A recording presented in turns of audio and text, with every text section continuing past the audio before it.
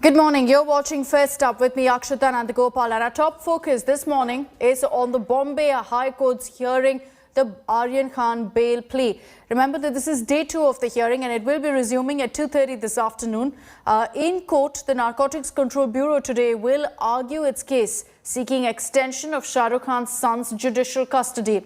The NCB on its part maintains that offences under the NDPS Act are non-bailable and claims that Aryan's involvement in illegal and illicit drug trafficking is apparent and a possible link between Aryan and a foreign drug peddler, in fact drug peddlers, is likely. NCB also says that there are clear instances of tampering with the probe and influencing witnesses. Mukul Rohatgi, representing Aryan, argued that there's been no consumption, no recovery and no evidence that shows Aryan's participation in this so-called conspiracy and abetment as alleged by the NCB. For Aryan, if he's not granted relief in the next 3 days, he will have to stay in jail till November 15th, since court will be closed then for Diwali.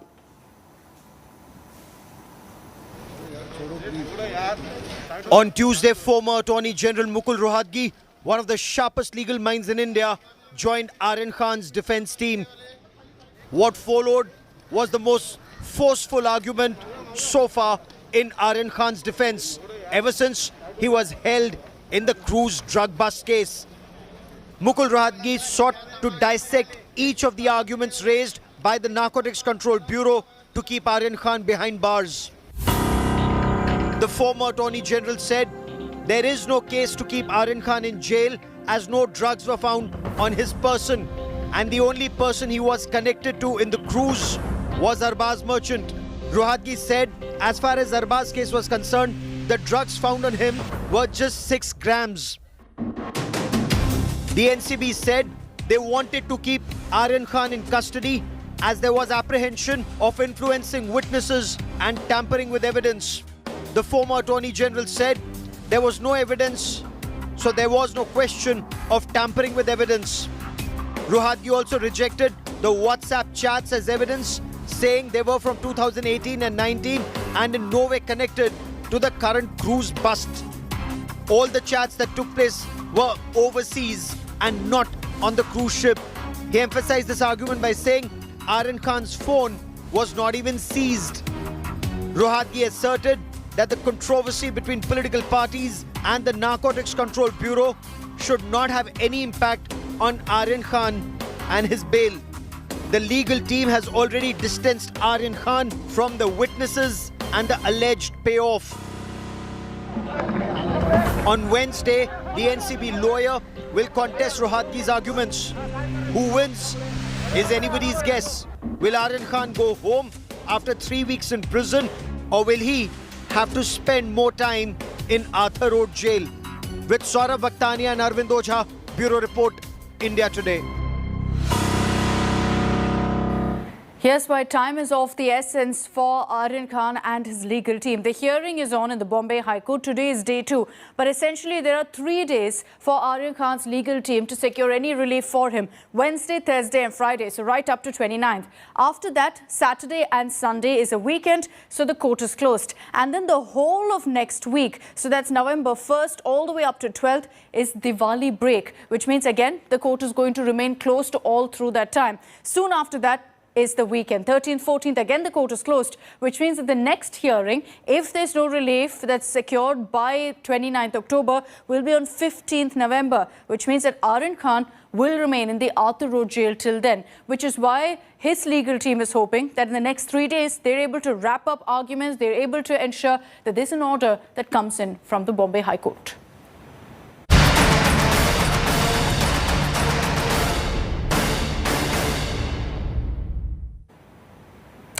Meanwhile, NCB's zonal director Sameer Wankhede is facing an extortion probe after witness Prabhakar Sale levelled the 25 crore rupees bribery charge against the officer. A 5-member team of the central agency is probing these charges. Here's the latest on the extortion angle in this entire saga.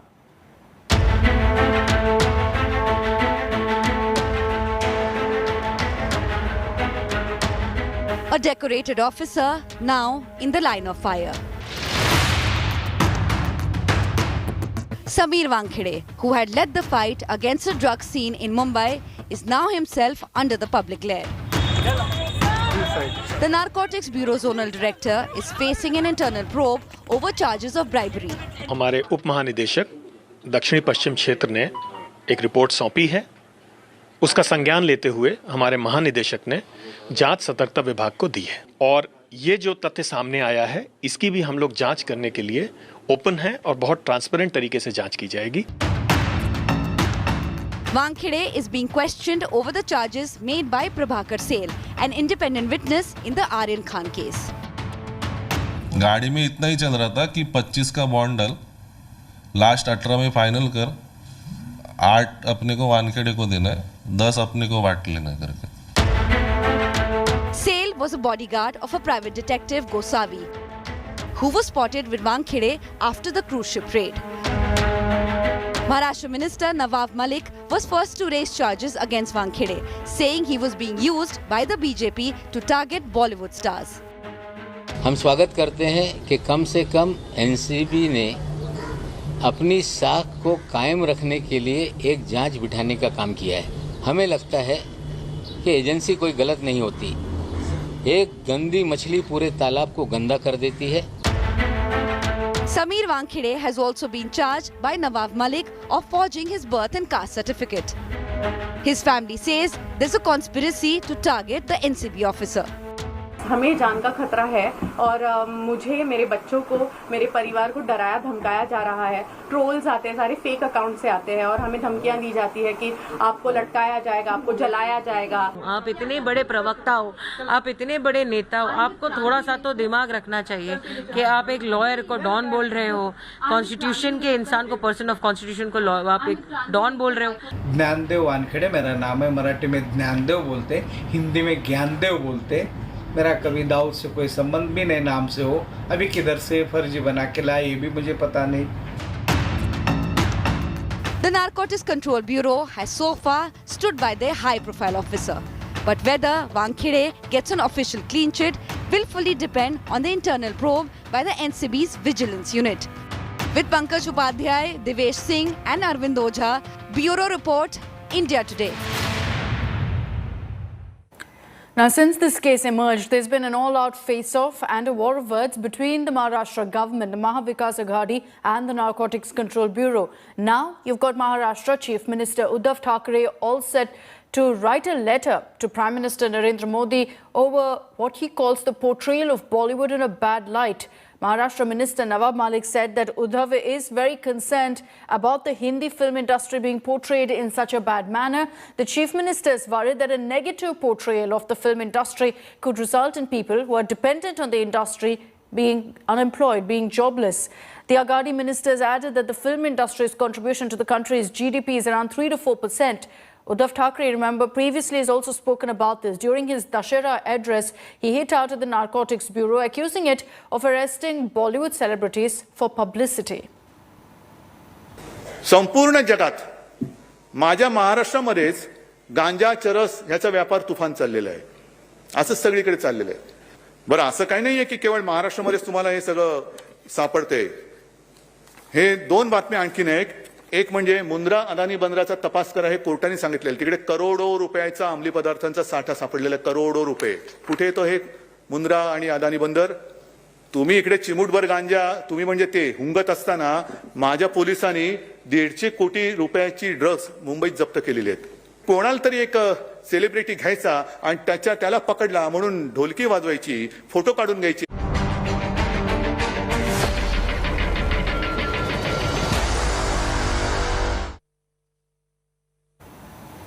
Let's get you the big political story of the day. Former Punjab Chief Minister Captain Amarinder Singh is all set to begin his new innings. Amarinder Singh is likely to launch a new political party today in Chandigarh. He's going to be addressing a press conference at 11 a.m. where he's expected to make the announcement of a new party that will contest the 2022 Punjab Assembly polls.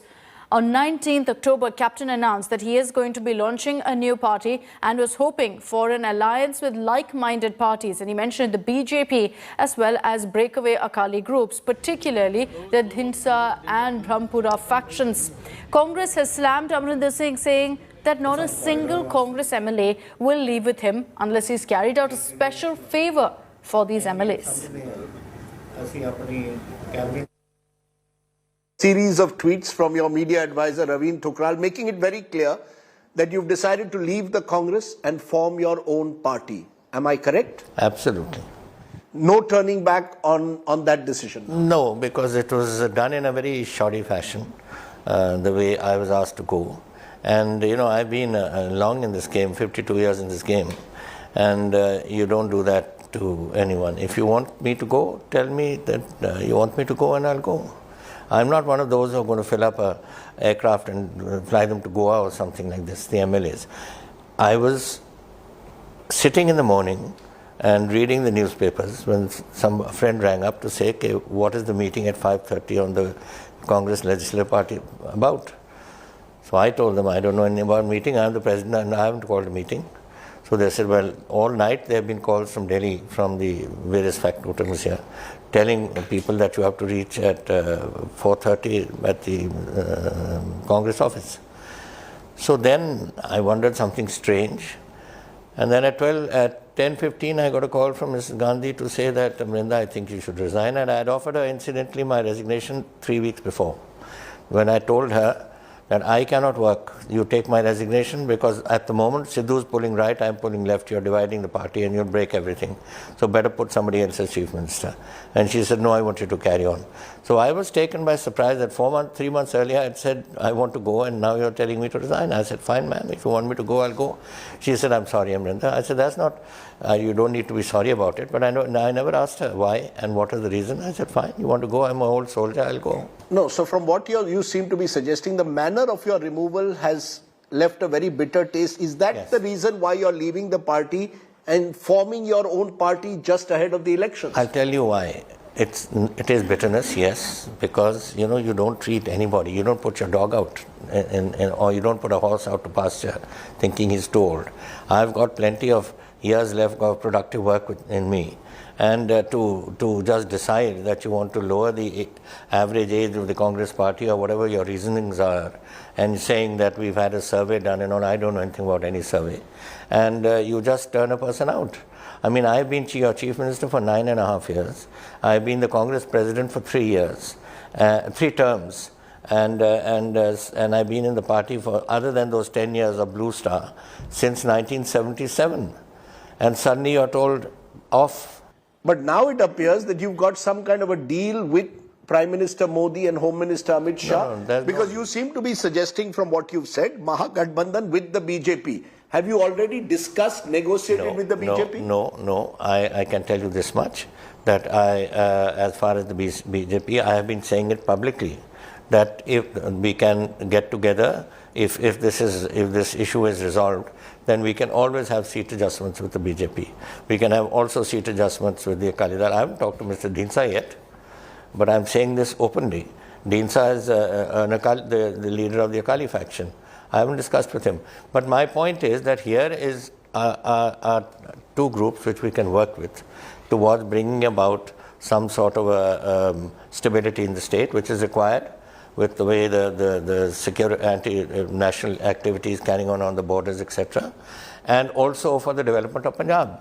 I mean, I had targeted myself to put 100,000 crores of money into the state, into the industrial part of the state before our government went, and we've already done that. But Captain Amarinder Singh, there'll be those listening to you who'll think that Captain Amarinder Singh has suddenly turned soft on the BJP, a party which was in the opposition in Punjab with the Akalis not too long ago, a party which the Congress is opposing at the centre.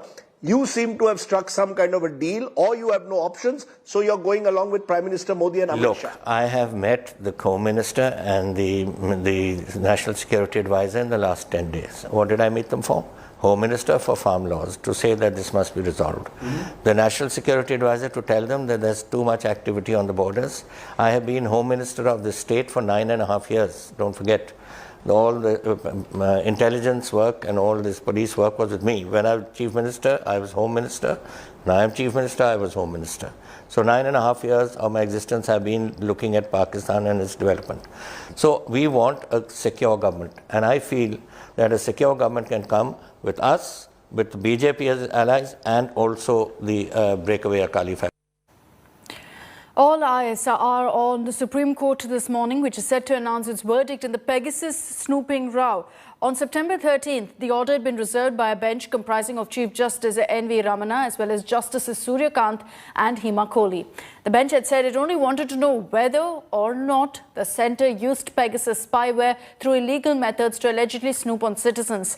The row erupted when international media reported that over 300 verified mobile phone numbers, including that of 2 ministers, over 40 journalists, 3 opposition leaders, activists and 1 sitting judge could have been targeted for hacking through spyware. Some top names in this list include Rahul Gandhi, Prashant Kishore, Abhishek Banerjee, Ashok Lavasa, Ashwini Vaishnav and Prahlad Patel. The government has meanwhile said illegal surveillance was not possible with checks and balances in the country's laws and alleged that attempts were being made to malign our democracy.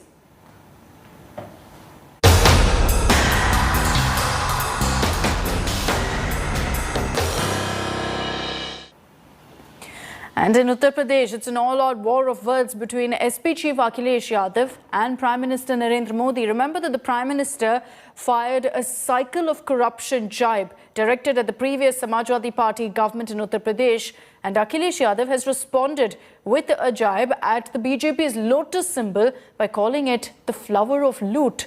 In a tweet, Akhilesh said that the priority of the BJP government at the centre and in UP is to pickpocket the poor and snatch basic facilities. His remarks came a day after Prime Minister Modi had accused the previous government in the state of neglecting health facilities and only filling its own coffers. This was in Siddharthnagar, where he addressed a rally.